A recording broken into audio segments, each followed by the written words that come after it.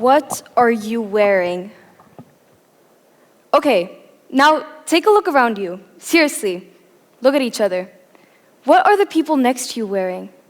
What does it say about them? Could you vaguely describe their personality based off of their clothing?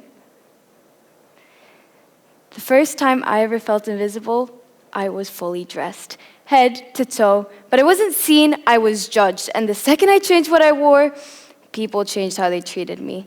And that's when I realized fashion isn't all stitched together by cotton and thread. It's about power and identity. And sometimes it's about survival.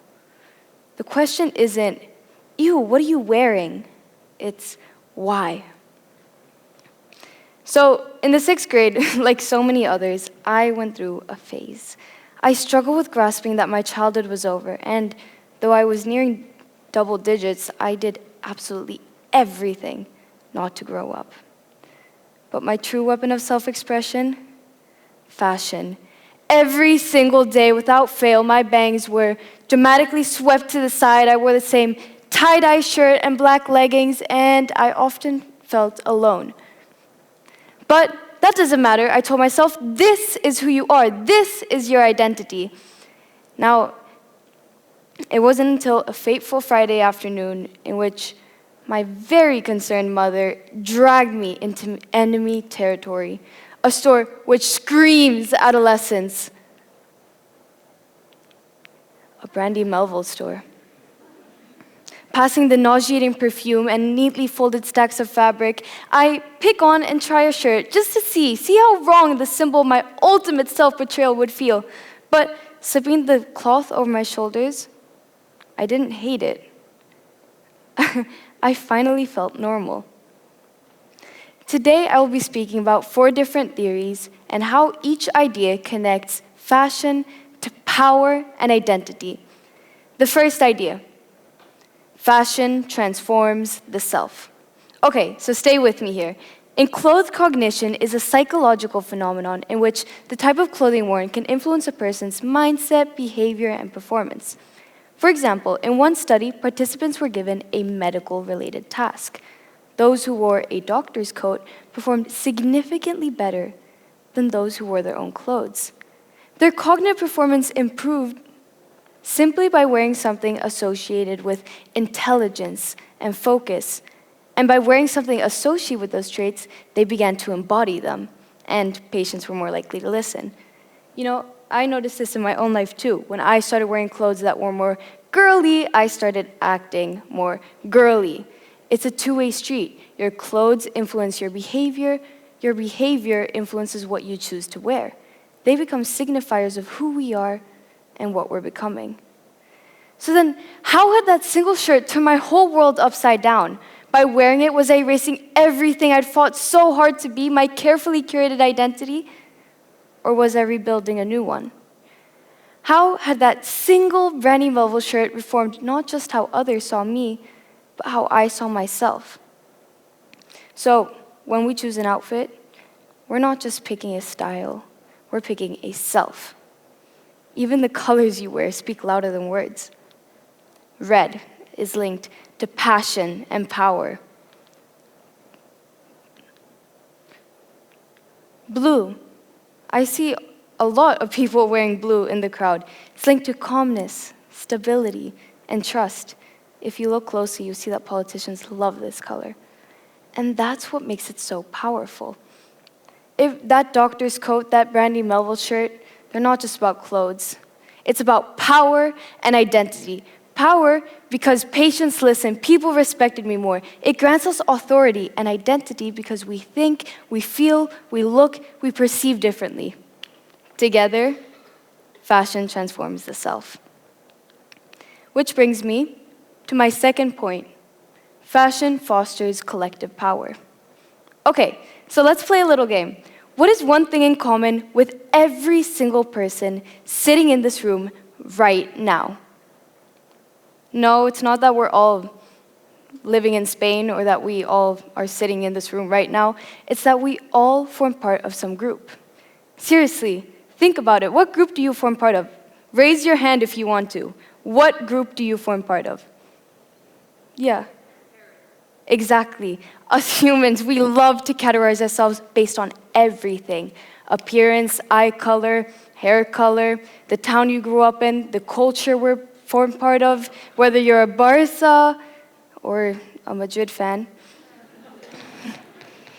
Either way, fashion creates and includes you into these groups. Your outfit is literally screaming, I am one of them, before a single word is even spoken.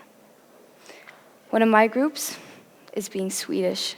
And growing up, I always wished I had the blonde hair and the blue eyes just to fit the stereotype, but I don't. So instead, I guess I try to fit in with the Swedish fashion trends. Experts like to call this the social identity theory, which demonstrates how clothing can signal group belonging, forming our identities and reinforcing our power. For example, in Namibia, women wear collective identity. The Orokava pays tribute to a bloody and ignored genocide. These women are literally bearing history on their shoulders. In the early 20th century, German colonial forces slaughtered an estimated 65,000 individuals of the Herero population, alongside with their cattle.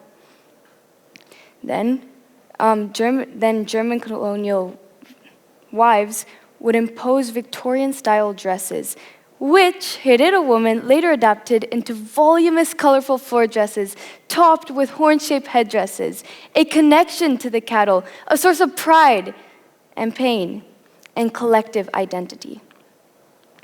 Others have used the social identity theory to their advantage for power. We can all thank the women's suffragettes for significantly improving female rights. But did you know that they went strategically coordinated in purple for dignity, white for purity, and green for hope? Now, these colors aren't just extremely symbolic, they are strategic too. You see, the white made them stand out in photographs, black and white photographs, which were put all over newspapers. Uniformity gave them visibility. Visibility gave them power, and with that power came a force impossible to ignore. Our group affiliations are so incredibly powerful. They spark nations, they build rebellions. They spark rebellions and build nations, sorry. They shape how we see the world and how the world sees us, which leads me to my third point. Sometimes this amazing belonging can also come at a cost of our power and our identity. Let me explain. There are times where I find a really cool statement piece that just feels so much like me. But wearing it outdoors, in public, where people can see me, no way. You see, I love that sense of belonging. Actually, both you and I follow social trends like a herd of sheep. And the worst part, not belonging can feel like the world is falling apart. In fact, Maslow's hierarchy of needs is a psychological theory which depicts our 5 human requirements as a pyramid. Essentially, what Maslow tries to tell us is that after food, water, safety, the next thing us humans require is belonging. And hey, this does make sense. I mean, in our early days, belonging to a group meant survival. Not belonging to a group meant that, I don't know, you might get eaten by a lion. Now, over the centuries, this fear has become hardwired into our brains, so incredibly unrealistic, because I'm sure that if you're alone, you probably won't get eaten by a lion, but persistent nevertheless. Over centuries, we have mastered the art of conformity, a art which literally undermines the concept of self. Take a look at this mirror maze. Which person is the original? In chasing all those reflections, we risk not just losing the original, but the idea that an original ever even existed. It's actually crazy. Throughout history, people have gone to the extremes to fit in. I mean, in ancient China, little girls would bind their feet, essentially breaking them to make them smaller. In Victorian-style Europe, women would drink arsenic, a poison, to make their skin lighter. And even just 30 years ago, people walked around like this. Now, I do like the 80s style much better than the other 2 examples mentioned. But, of course, we don't swallow arsenic anymore, and I don't think we bind our feet anymore. But don't we starve? Don't we squeeze? Don't we filter ourselves based on whatever society demands us to be today? We like to think that we're free from those old forms of control, but we're the wealthy, like they dictate what fashion is, but maybe conformity and fashion just looks a little bit different now. And ladies and gentlemen, that brings me to my fourth point. Fashion controls us invisibly. Okay, so according to Michel Foucault, and if anybody speaks French, they'll know that I said that wrong, power is most effective when it is invisible, when we internalize norms and follow them without being forced. And that's kind of exactly what fashion is. The truth is, we are fed those trends and we conform with them. You seriously think that you chose that outfit this morning? Statistically, you were influenced by a stylist in LA, a runway show in Paris, and an algorithm in Silicon Valley. But why? Who decides what's trendy, and why do we always just go along with it? It's like we think we choose, but we are being chosen.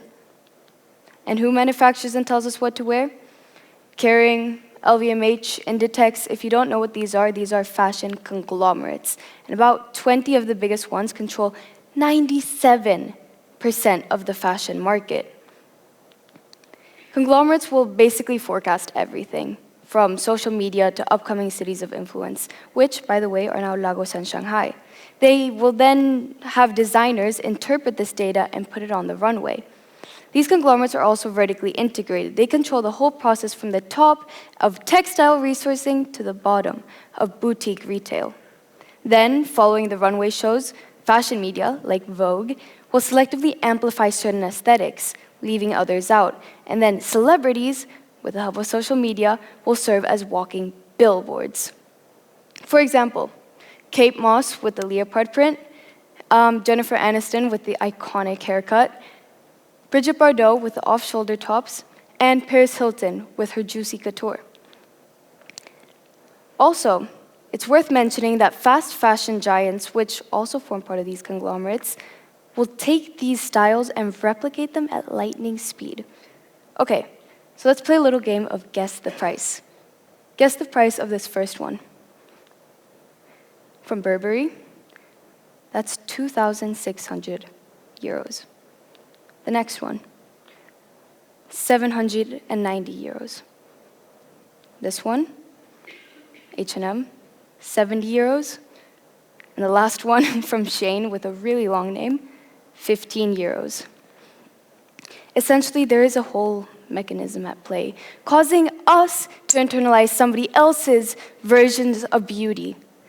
That's exactly what Foucault said. Power is most effective when it is invisible, when we internalize norms and follow them without being forced. And right now, there are some very powerful people who engineer our desires and our self-worth, our identities, until they become stitched from somebody else's pattern. So the next time you're standing in line, I don't know, buying your clothes, and you think, oh, cool, I'm the client, maybe you should think again, because maybe, just maybe, you might have become the product. So here I am, standing in front of you, fully dressed. I actually tried on 3 other outfits before landing on this one. And you probably do the same thing. You look in front of the mirror and you think, does this look good? Well, next time you should ask, does this look like me? And if the answer is yes, great. If the answer is no, then who told me it should? Because there is a power in the paradox where we stop becoming me and start becoming we. And in that paradox, there is a fine line between belonging to a group that demands too much of us, a healthy body, a natural appearance, our identities. Because identity isn't a fixed outfit. Unfortunately, our closets are full of combinations ready to be worn. So wear what makes you feel like you. Wear what makes you powerful, what makes you successful. And if that you changes tomorrow, then that's okay too. Because identity, just like fashion, was never meant to be a one-size-fits-all. Thank you.